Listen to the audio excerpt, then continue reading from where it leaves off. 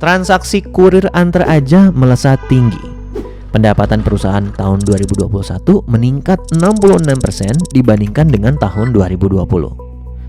Hal ini menyebabkan banyak orang membeli saham ASA di tahun 2020 dan sahamnya melonjak sekitar 800% di tahun 2021. Salah satu sektor saham yang gua suka adalah sektor transportasi. Lewat video ini gue akan coba jelasin cara analisa salah satu saham di sektor ini supaya kalian lebih kebayang. Emitennya yang gue pakai adalah ASA alias Adi Sarana Armada. Tentu ini bukan rekomendasi, gue hanya mau membagikan sudut pandang cara menganalisa perusahaan yang kayak gini.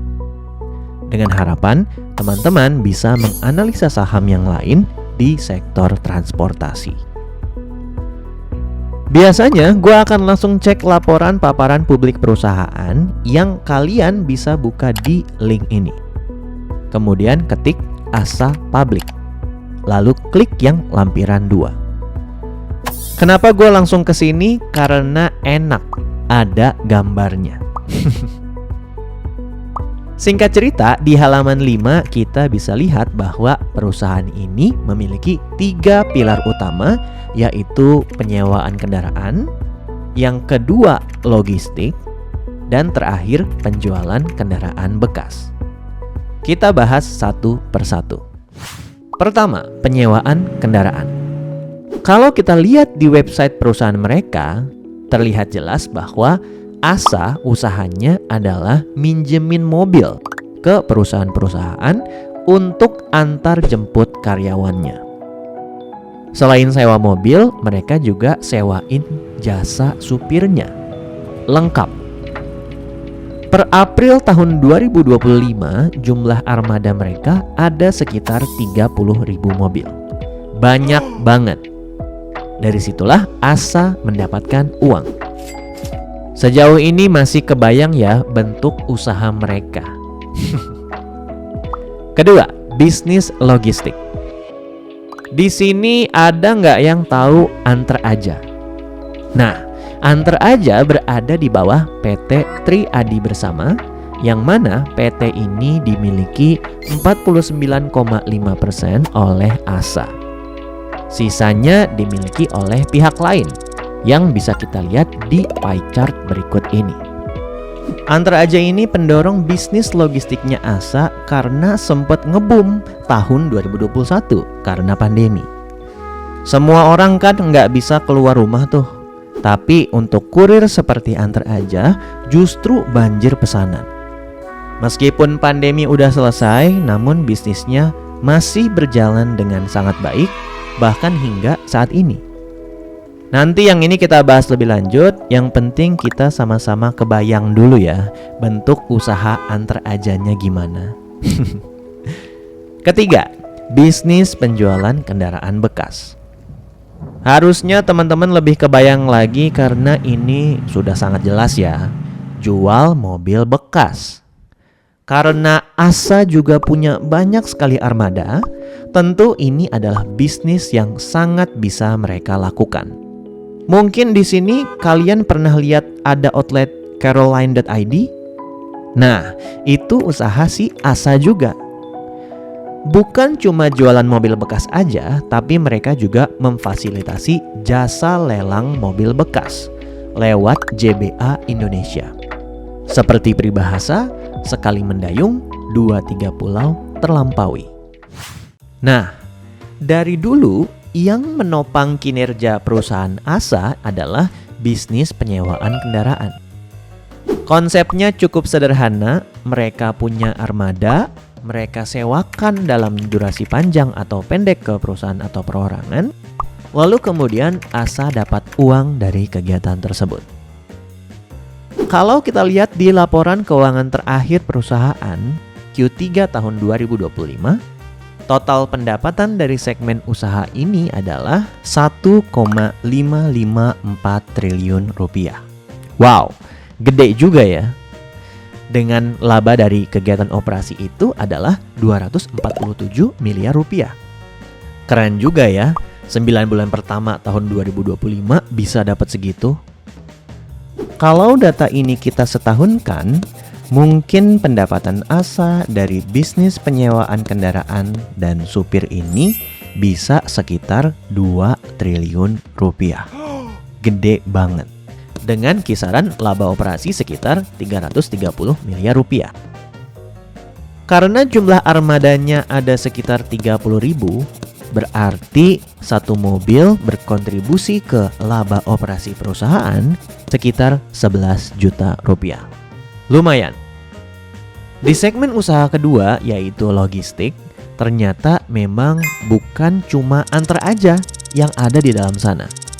Ada cargo share, titip aja, cold space, dan Surya Fajar Indonesia yang kesemuanya saling berkolaborasi untuk mengantarkan barang-barang pembelian dari penjual ke tangan kita sebagai pembeli. Makin kebayanglah ya bentuk usaha mereka. Yang menarik adalah segmen logistik Asa ini adalah penyumbang pendapatan terbesar untuk Asa dengan total pendapatan 2,13 triliun. Dan laba operasi yang besar juga, yaitu 365 miliar untuk 9 bulan pertama tahun 2025. Yang laba operasinya kalau disetahunkan akan sekitar 486 miliar rupiah.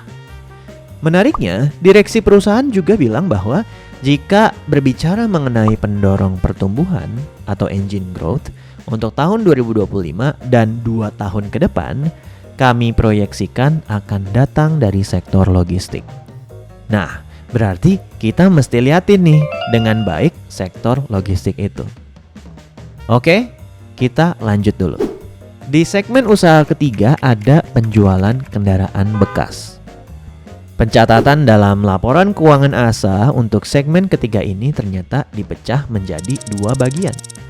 Ada penjualan kendaraan bekas yang total pendapatannya 1 triliun dengan laba operasi 143 miliar, dan ada jasa lelang dengan total pendapatan 205 miliar dan laba operasi 60 miliar, yang kalau kita tambahkan dari 2 segmen ini berarti untuk bisnis penjualan kendaraan bekas, laba operasi total dari kedua segmen ini adalah sekitar 204 miliar rupiah. Hampir setara dengan laba operasi dari penyewaan kendaraan dan jasa supir, yang mana itu adalah bisnis utamanya Asa sejak zaman dulu kala.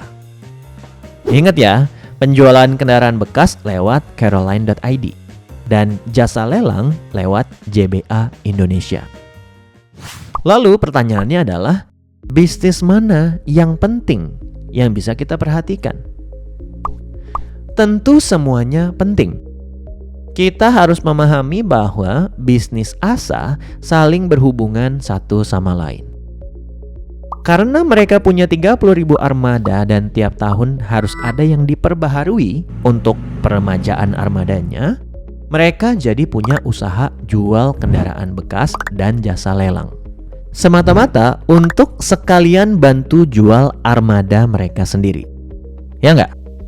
Bisnis utama mereka memang penyewaan kendaraan dan jasa supir. Namun hebatnya perusahaan ini, di tahun 2019 mereka mulai serius masuk segmen logistik dengan mendirikan Antar Aja. Toh kan sama-sama berhubungan dengan kendaraan ya. Jadi kenapa enggak? Bahkan segmen logistik per hari ini kinerjanya sudah melampaui kinerja dari usaha utama mereka.